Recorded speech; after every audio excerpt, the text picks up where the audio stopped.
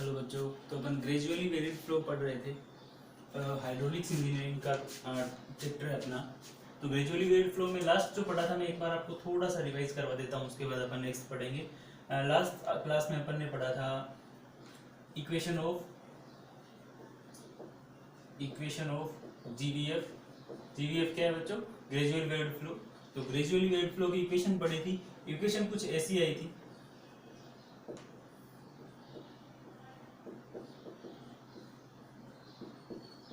यही थी इक्वेशन। अगर आपको नहीं पता है, अगर आप यही वीडियो देख रहे हो तो उससे पहले वाला वीडियो आप जरूर देख लें, आपको पता चल जाएगा। तो ये इक्वेशन थी आपकी dh/dx। यहाँ पे s क्या था? Depth of flow. ib क्या थी? बेड स्लोप थी। ie एनर्जी लाइन की स्लोप थी। v आपको पता है वेलोसिटी थी। g ग्रेविटेशनल एक्सीलरेशन है और h आपका डेप्थ ऑफ फ्लो है। ठीक है, तो आपको बच्चों एक पता ही होगा v/√gs को अपन ने क्या लिखा था? Fraud number fg। तो अगर v²/gh करूँ मैं, v²/gh करूँ तो ये क्या हो जाएगा? fg का स्क्वायर, यही कुछ। तो अगर इस इक्वेशन को मैं ऐसे लिखना चाहूँ, dh/dx equals to ib minus ie upon 1 minus fr का लिख सकते हैं बच्चों ऐसे, है ना? कोई दिक्कत नहीं है। अब देखो, अगर आप जितनी ज्यादा बुक पढ़ोगे उसमें अलग अलग नोटेशन दिए हैं बच्चों। देखो कई बार किसी बुक में आप देखोगे एच से आपको क्या दिया हुआ है? डेप्थ ऑफ फ्लो किससे दी हुई है? एच से डिनोट की हुई है। और कई बुक ऐसी है जिसमें आपको किससे डिनोट किया हुआ है? वाई से डिनोट किया हुआ है। तो कोई दिक्कत नहीं है, अगर वाई से डिनोट किया है तो डी एच की जगह कर दो, dy/dx कर दो। उसमें कई बुक में ऐसे या वाई है, अगर क्रिटिकल डेप्थ की बात करूंगा तो वाई सी हो जाएगी, है ना? अगर नॉर्मल डेप्थ की बात करूंगा तो वाई नोट हो जाएगा, नॉर्मल डेप्थ, है ना? और अगर कोई नॉन यूनिफॉर्म फ्लो के लिए डेप्थ की बात करूंगा तो सिंपल वाई हो जाएगा, है ना? जैसे अपन ने यहाँ पे वाई है यहाँ पे। तो अलग अलग बुक में अलग अलग नोटेशन दिए हुए हैं। तो मैं कोशिश करूंगा कि जो स्टैंडर्ड बुक में आपको वाई से नोटेशन दे रखे हैं, है ना, तो मैं अभी जो आगे डेरिवेशन कराऊंगा वो वाई को लेके करूंगा। तो आप बिल्कुल कंफ्यूज मत होना, एच और वाई में कोई डिफरेंस नहीं है, बस नोटेशन का थोड़ा सा डिफरेंस अलग अलग बुक में दिया होता है। तो आप इसको नोट डाउन करना चाहते हो तो नोट डाउन कर लीजिए, इसके बाद अपन टॉपिक स्टार्ट करते हैं।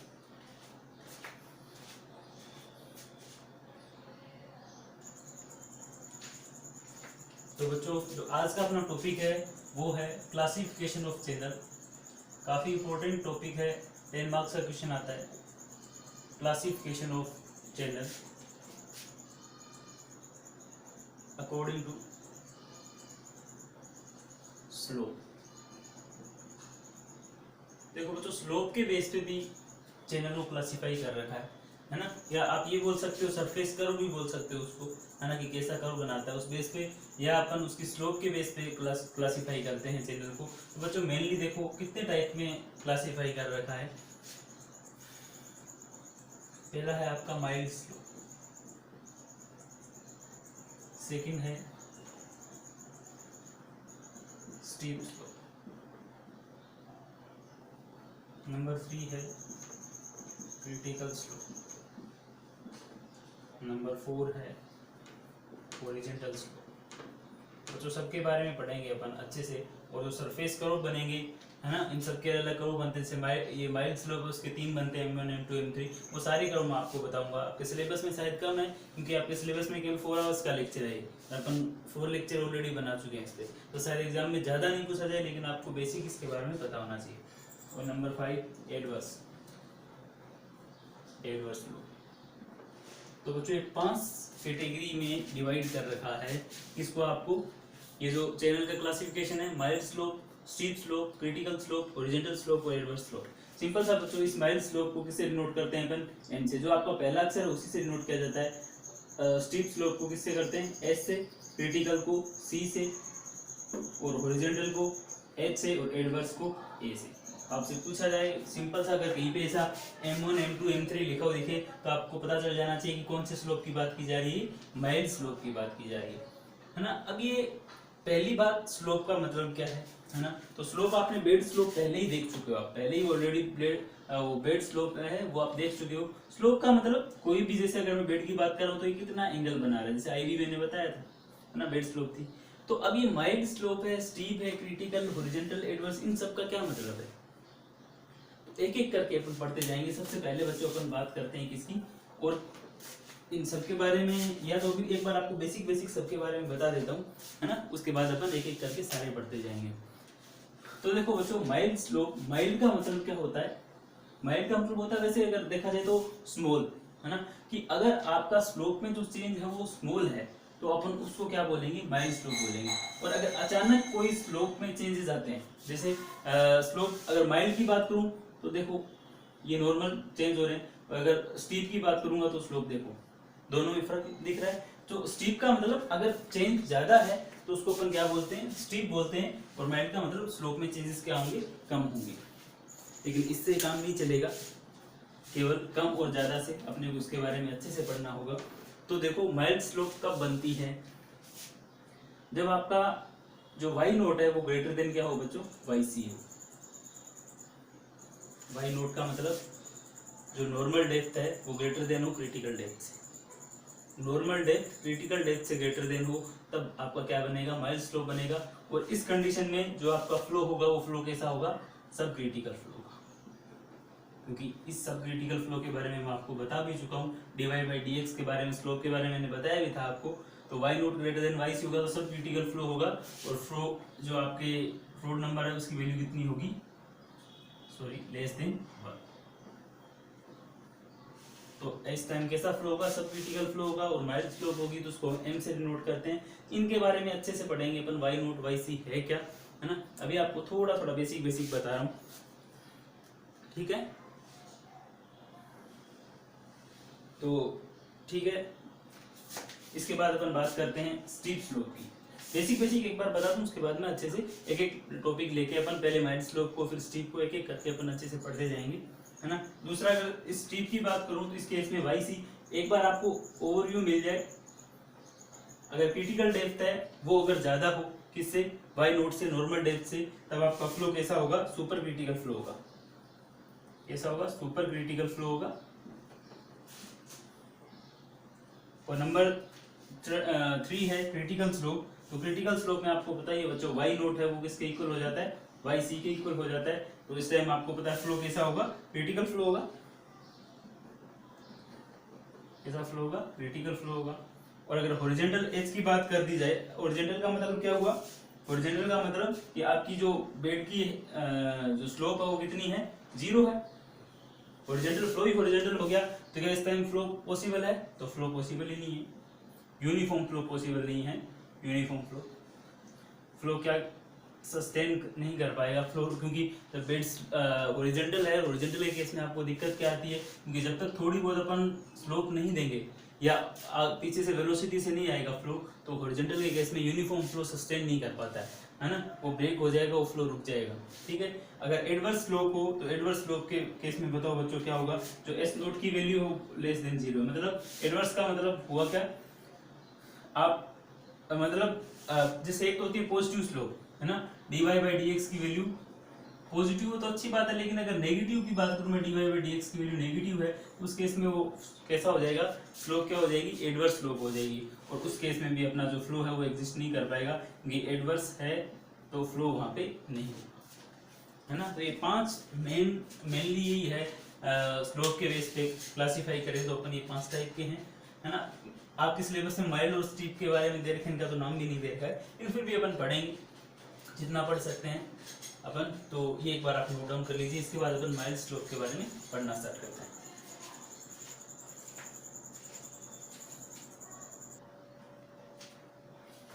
तो बच्चों अपन सबसे पहले इसको पढ़ते हैं, माइल्ड स्लोप को पढ़ते हैं। तो माइल्ड स्लोप की आपको कंडीशन मैंने बता दी थी। सबसे पहली कंडीशन क्या थी?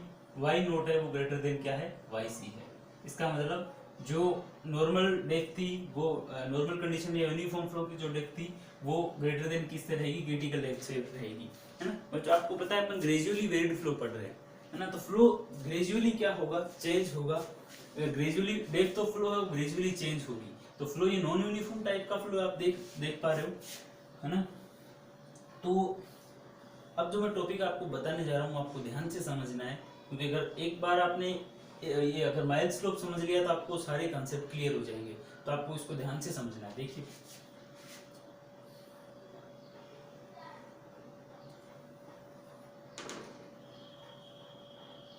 ये आपका बेड है, ठीक है। Channel bed. अगर बात करूं ये एस नोट ले लेता हूँ, आपको पता है पॉजिटिव है ना, कुछ ना कुछ वैल्यू होगी है ना, बेड स्लो। इसके बाद अब मैंने बोल दिया कि वाई नोट है वो ग्रेटर देन वाई सी है, तो मैं देखो दो लाइन बना रहा हूँ बच्चों, एक ये बनाई है और एक ये बनाई है। इस लाइन को मैं नाम दे रहा हूँ एनडीएल, इसको नाम दे रहा हूँ सीडीएल। बच्चों ये एनडीएल और सीडीएल क्या है? एनडीएल का मतलब क्या है? Normal depth line, normal depth line. Normal वाली कौन सी? जब फ्लो आपका यूनिफॉर्म होता तो ऐसी डेप्थ, इतनी डेप्थ होती है ना। अगर ये है क्रिटिकल डेप्थ लाइन, अगर आपका फ्लो क्रिटिकल होता तो डेप्थ कितनी होती इस फ्लो की? इतनी। ठीक है, लेकिन फ्लो हमें पता नहीं, नॉन यूनिफॉर्म फ्लो कैसा फ्लो है उसकी बात करेंगे। तो अब आप देख सकते हो तीन जोन आपको दिखाई दे रहे हैं, जोन नंबर 1, जोन 2 और जोन 3। तो ये जो पूरा फ्लो था उसको मैंने तीन जोन में डिवाइड कर लिया है ना। जोन 1 जो एनडीएल से अबोव है, एनडीएल और सीडीएल के बीच का जोन 2, और बेड और सीडीएल के बीच का फ्लो उसको क्या बोलते हैं अपन? जोन 3। तो तीनों जोन में मैंने इसको अलग कर लिया है। तो देखो बच्चों, इसके अंदर जो कर्व बनेगा उसको बोलते हैं अपन M1, जो एनडीएल से अबोव होगा। इसके अंदर जो कर्व बनता है यहाँ पे उसको बोलते हैं अपन M2 कर्व, और यहाँ पे जो कर्व बनता है उसको बोलते हैं अपन M3, है ना। इसका मतलब अगर तीन जोन में डिवाइड किया तो अपने को तीन कर्व बनाने पड़ेंगे, वो तीनों कौन से होंगे? M1, M2, M3। ठीक है, तो देखिए बच्चों तीनों जोन में जो सिनेरियो कैसा रहता है वो अपन बात करते हैं। सबसे पहले अपन किसकी बात करें? M1 curve. M1 तो आप देख सकते हो कि y नोट की जो वैल्यू है वो ग्रेटर देन y सी है। अगर मैं बात करूं यहाँ पे, कहाँ पे? अगर इस केस में बात करूं, जैसे वहां इस केस में मेरा y क्या है? कोई भी पॉइंट में y, क्योंकि मेरा फ्लो कहाँ होगा? इससे ऊपर हो रहा है फ्लो। अगर इससे ऊपर फ्लो हो रहा है तो उस केस में मेरा y क्या है? ये वाला y है। इसका मतलब y है वो ग्रेटर देन y नोट और ग्रेटर देन y सी है। y greater than y note greater then y सी। क्या आपको समझ में आया? क्योंकि मैं पॉइंट कहाँ ले रहा हूँ, मेरा फ्लो कहाँ हो रहा है? यहाँ पे हो रहा है। तो डेप्थ ऑफ फ्लो मेरी क्या है? ये y है ना। ये y क्या है? ग्रेटर देन y नोट और ग्रेटर देन किससे है? y सी से। अगर आप देखोगे यहाँ पे, अगर इस फ्लो का जब सिनेरियो देखोगे आप, तो कैसा आपको सिनेरियो दिखेगा? एक बार मैं बना के बता देता हूँ। इसका जो सिनेरियो होगा बच्चों वो कुछ ऐसा होगा।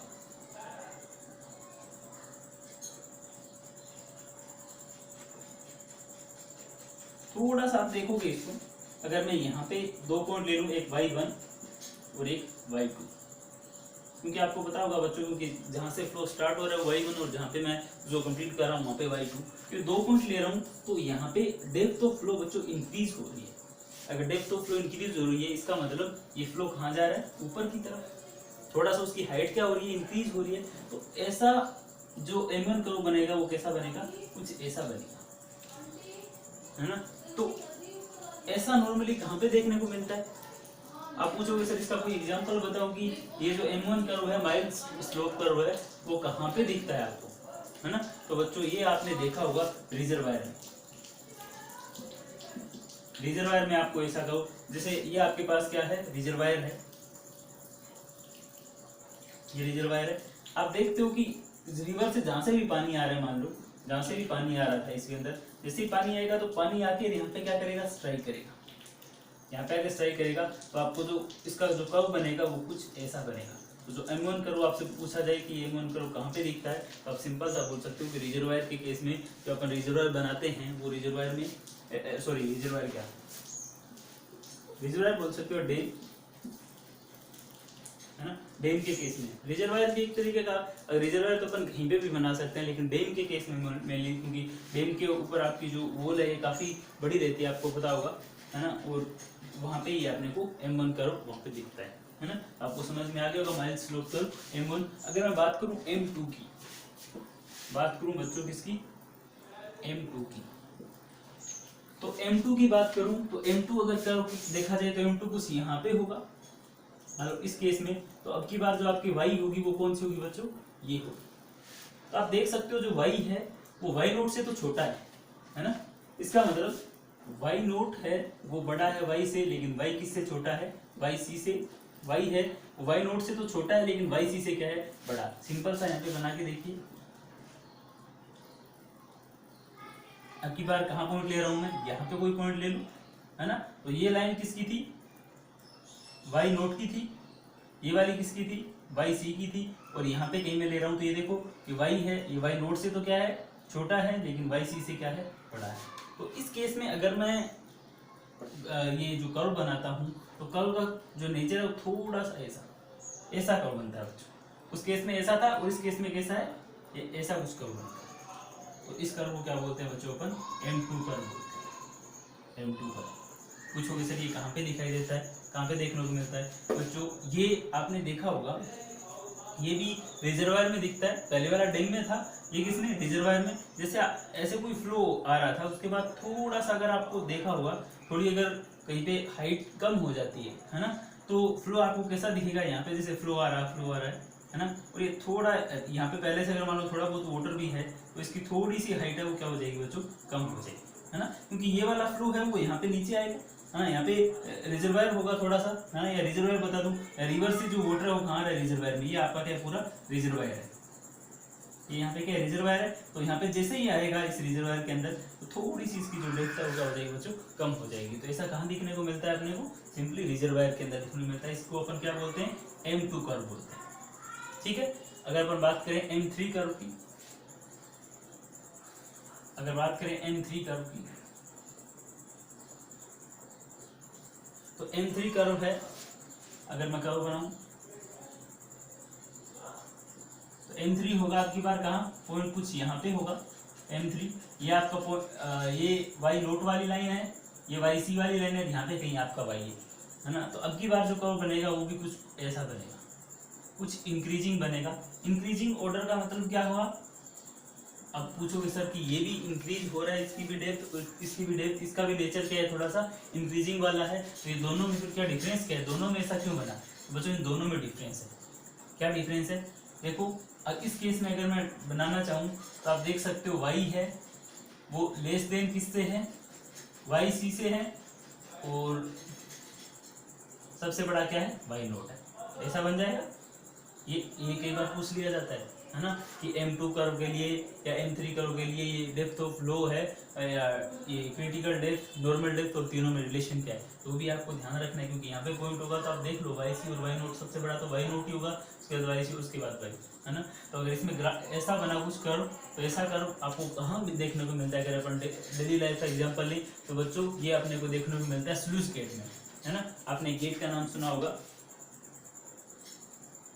अगर मान लो ये आपके पास है और ये गेट है ना, ये गेट वैसे नॉर्मली पहले लगा रहता है, और जैसे ही आप इस गेट को हटाते हो तो यहाँ से लिक्विड जो होगा, इधर की साइड मान लो वाटर है ना, ये गेट को जैसे ही हटाते हो तो गेट से इसकी डेप्थ क्या होती जाती है, धीरे धीरे इंक्रीज होती जाती है ना। तो ये अपन स्लूइस गेट में देखते हैं ऐसा एग्जाम्पल। तो मेरे हिसाब से आपको माइल्ड स्लोप समझ में आ गया होगा। माइल्ड स्लोप कर्व के तीनों कर्व मैंने आपको बता दिए, है ना।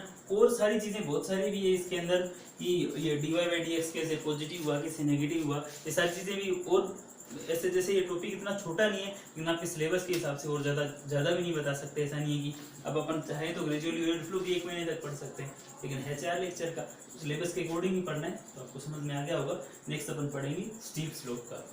Thank you.